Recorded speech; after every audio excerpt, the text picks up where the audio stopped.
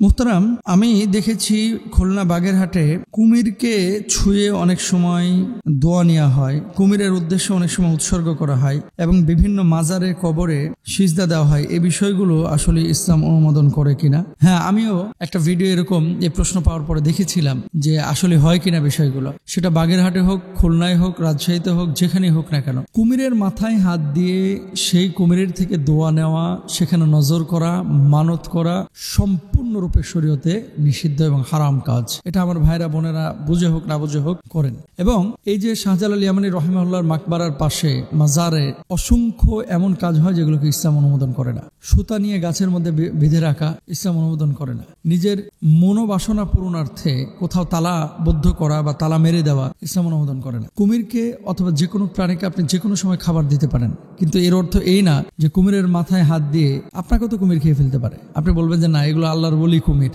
তাহলে আপনার বোঝার ভুল আছে, এগুলো ভণ্ডামি। এই সমস্ত কথাবার্তা যারা বলে যে কুমির আল্লাহর বলি, আর সমস্ত আশরাফুল মাখলুকাত আল্লাহ সুবহানাহু ওয়া তাআলা মানুষকে সম্মানিত করে বানিয়েছেন, মানুষকে মূল্যায়ন করে না। আর যারা জন্তু চতুষ্পদ জন্তু আল্লাহই বানিয়েছেন, তাদের জায়গায় তারা সেরা বা তাদের জায়গায় তারা আল্লাহর কাছে সম্মানিত। কিন্তু আল্লাহ তো বলে নাই যে কুমিরের কাছে দোয়া নিতে, আল্লাহ বলে নাই যে এই কুমিরের কাছে গিয়ে কোনো কিছু নজর করতে, মানত করতে, আল্লাহ বলে নাই তাদেরকে আশীর্বাদ করতে। সুতরাং এই নজর, মানত, এগুলো গরিব মানুষকে খাওয়ান, অসহায় দুস্থ মানুষকে খাওয়ান।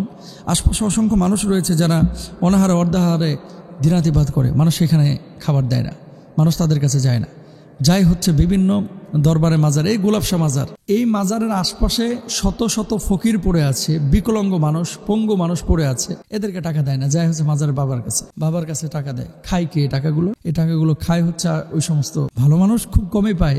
গাঁজাখোর যেগুলো, এগুলো এই টাকাগুলো ব্যবহার করে বেশি। সুতরাং দেখেন, সারা পৃথিবীতে কোথাও এগুলো দেখা যায় না, শুধু আরব বিশ্বের কয়েকটা দেশে, আর দেখা যায় হচ্ছে আমাদের বাংলাদেশে, উপমহাদেশে। তো যেই ইসলাম আল্লাহ সুবহানাহু ওয়া তাআলা আমাদেরকে দিয়েছেন, সারা পৃথিবীতে কোথাও পাওয়া যায় না, সেটা আমাদের দেশের গোলাপশাহ মাজারে পাওয়া যায়। মানে দুনিয়ার মানুষ ইসলাম বোঝে না, এরাই সব বোঝে। এই সমস্ত পীর ফকিরি দেখেন, তাকওয়ার জায়গা হচ্ছে হৃদয়। অনেক ফকির আছে, পীর আছে, অবশ্যই আল্লাহ বলা, আল্লাহর ওলি তারা, কিন্তু আপনাকে বলা হয়নি যে এই যে মাজারে গিয়ে, কবরে গিয়ে সিজদা করতে, নজর করতে, মানত করতে, এগুলো থেকে দূরে থাকার চেষ্টা করতে হবে। আর যদি বলেন যে মুহতারাম তারা ভাগ্য নিয়ন্ত্রণ করতে পারে বা তারা আমাদেরকে অদৃশ্য থেকে কোনো কিছু দিতে পারে, তাহলে বলবো যে আপনার ঈমান নাই, আপনি বেঈমান হয়ে গেছেন। কারণটা কি?